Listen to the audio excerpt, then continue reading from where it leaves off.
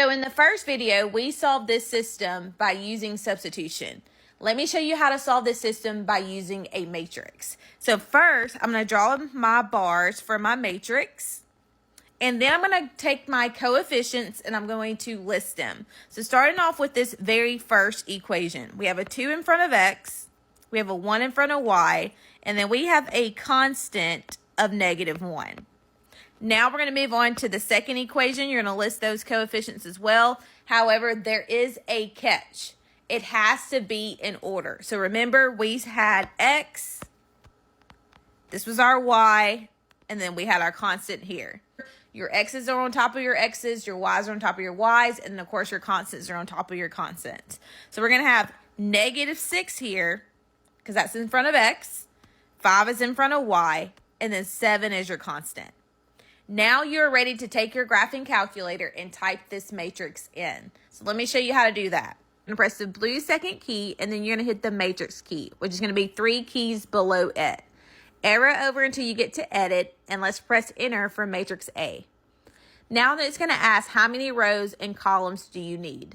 We have 2 rows, make sure you press enter, and then 3 columns and press enter. Now let's enter the matrix. We have 2, 1, and then -1. Make sure you use the negative key and not the subtraction key. Next we have -6, 5, and then we have 7.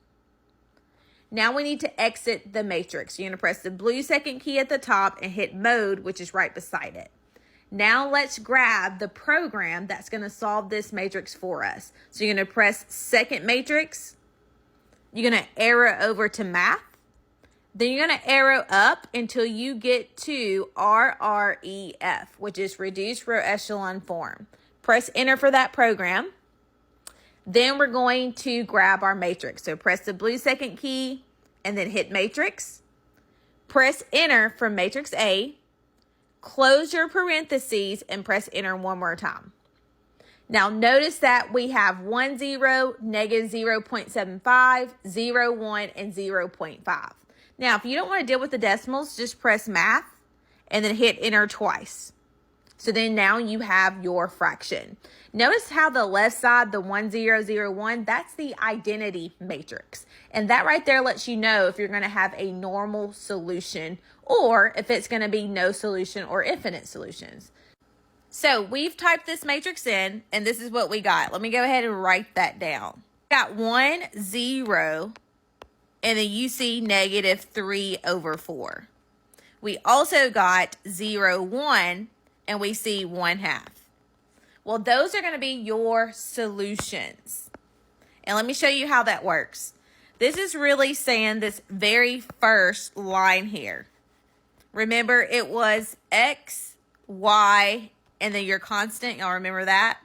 So you really have 1x plus 0y is equal to -3/4. Now, you know we really do not leave a 0, right? So we really have 1x is equal to -3/4. And you don't really have to show the 1, so x is -3/4. And that's what we got whenever we solved the system by hand. Now let's talk about the second line. This second line that we see here, this time we have a 0 in front of x, we have a 1 in front of y, and that's equal to 1/2. Again, we do not leave a 0, so that goes away. We have 1y is equal to 1/2. And again, drop the 1 to just have y is equal to 1/2. And then that is it.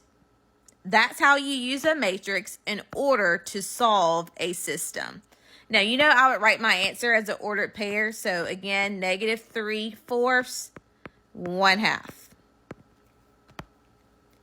If you haven't followed us already, make sure you follow us for more. We will see you next time.